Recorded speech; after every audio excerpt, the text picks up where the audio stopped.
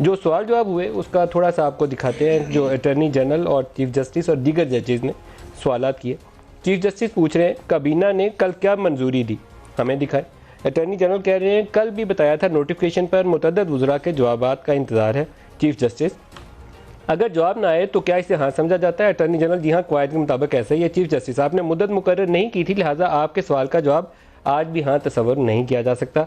Justice Mansoor Ali, क्या कल rules में तब्दीली के वक्त काबीना को रूल्स पर बहस के लिए वक्त दिया गया? अटर्नी जनरल ने जवाब दिया काबीना के अरकान को वक्त दिया गया था। चीफ जस्टिस ये बात तय है काबीना ने गलतियों को तस्लीम करके इनकी तस्हीह की, अटर्नी जनरल खामियों को तस्लीम नहीं किया।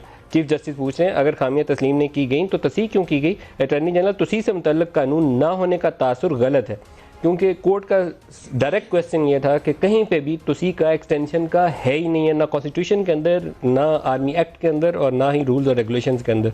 अटर्नी जनरल कह रहे हैं तस्हीह से मुतल्लिक कानून ना होने का तासुर गलत है।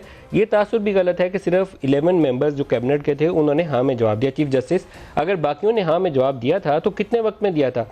कल जो आपने दस्तावेज़ात दी इनमें तो 11 अरकान के येस लिखा हुआ है आगे। इस मौके पर अटर्नी जनरल ने काबीना की नई मंजूरी अदालत में पेश कर दी। चीफ जस्टिस असर 9 तस्हीह से मुतल्लिक कानून दिखाए। माजी में 5-6 जनरल्स खुद को 10-10 साल एक्सटेंशन देते रहे। ख़ास तौर पर इसमें जनरल ज़िया, जनरल परवेज़ मुशर्रफ, इन दोनों के मुतल्लिक है कि खुद से ही एक्सटेंड कर लेते थे। फौजी माशाल्लाह तक इक़्तिदार पे काबिज़ होते हैं, किसी कॉन्स्टिट्यूशन और लॉ के ताबे नहीं होता, तो जनरल ज़िया और जनरल परवेज़ मुशर्रफ अपनी एक्सटेंशन खुद ही ऑर्डर करते थे। As president, as chief executive, दोनों सूरत तीनों हेड्स उन्हीं के सर थे। Attorney general army chief military को कमांड करता है, तैनाती सदर वज़ीर आज़म की एडवाइस पर करते हैं। Justice Mansoor Ali army chief कितने अरसे के लिए तैनात होते हैं? क्या रिटायर्ड जनरल भी आर्मी चीफ बन सकता है? क़वायद को देखना ज़रूरी है। अटर्नी जनरल मेरे पास तरमीमी मसौदा भी आया है। जब उन्होंने रिटायरमेंट का पूछा तो उन्होंने कहा हाँ जी रिटायर्ड भी लग सकता है। जस्टिस मजर आलम हमारे पास वो अभी नहीं आया जो तरमीमी मसौदा है। चीफ जस्टिस कह रहे हैं आर्टिकल 255 इन लोगों के लिए जो रिटायर हो गए हैं, इस आर्टिकल के तहत इन्हें वापस बुलाया जाता है। जब अटर्नी जनरल ने कहा कि हमने आर्टिकल जो रूल्स की 255 क्लॉज है उसके अंदर तब्दीली की है एक्सटेंशन की प्रोविजन डालने के लिए, तो उन्होंने कहा ये तो आर्मी जो चीफ हैं उसके ऊपर लागू ही नहीं होता, ये तो उन लोगों के लिए, आर्मी के अफसरों के लिए जो रिटायर हो गए हुए हैं, उनको आपको वापस कॉल करना और सर्विस के ऊपर, तो उसके लिए ये लॉ लागू होता है। ये आर्मी चीफ की अपॉइंटमेंट, एक्सटेंशन या रीअपॉइंटमेंट किसी भी तीनों सूरत में 255 इस्तेमाल नहीं होता। चीफ जस्टिस मंसूर अली मुद्दत मुलाजमत 3 साल के लिए, 3 साल के बाद क्या होगा? अटर्नी जनरल 3 साल तो नोटिफिकेशन में लिखा गया। चीफ जस्टिस कल के नोटिफिकेशन में 3 साल की मुद्दत कैसे लिखी गई? चीफ जस्टिस कह रहे लेफ्टिनेंट जनरल 4 साल बाद रिटायर होता है, आर्मी चीफ की रिटायरमेंट की मुद्दत का जिक्र ही नहीं है कहीं पे भी किसी रूल्स, कॉन्स्टिट्यूशन या एक्ट के अंदर। अटर्नी जनरल जी बिल्कुल रूल में आर्मी चीफ की रिटायरमेंट की मुद्दत का जिक्र नहीं है। अटर्नी जनरल खुद कह रहे हैं कि नहीं है जिक्र।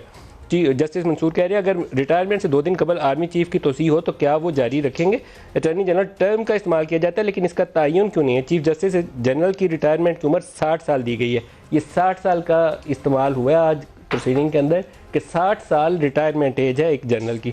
जस्टिस मंसूर कमर जावेद बाजवा साहब की तैनाती का पहला नोटिफिकेशन क्या कहता है? अटर्नी जनरल ये मामला दोबारा तैनाती का है।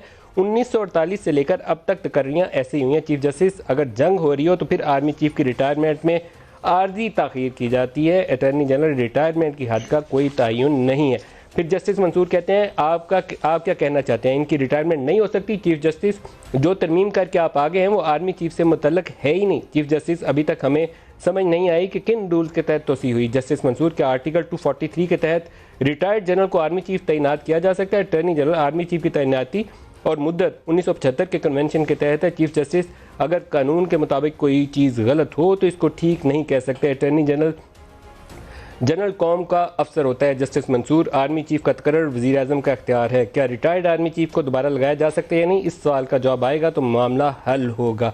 और इस मामले में कोर्ट ने बड़ा मेरे ख्याल में वजाहत के साथ बयान कर दिया कि ये एग्जीक्यूटिव का इख्तियार है, लेकिन वो एक्सटेंशन, रीअपॉइंटमेंट, इसके ऊपर एक क्वेश्चन करते हैं कि वो किस रूल के तहत की गई। उसका जवाब आज अटर्नी जनरल आज की तारीख में तो दे नहीं पाए। कल डी डे है जिसमें फ़ैसला आना है, क्योंकि कल रात 12 बजे तक की मुद्दत है। उससे पहले इसको एमिकेबली रिजॉल्व होना चाहिए। पाकिस्तान का मफाद इसमें है कि ये जो तकोन है, इक़्तिदार की तकोन, इसमें टकराव ना हो, एक सोल्यूशन की तरफ ये जाए।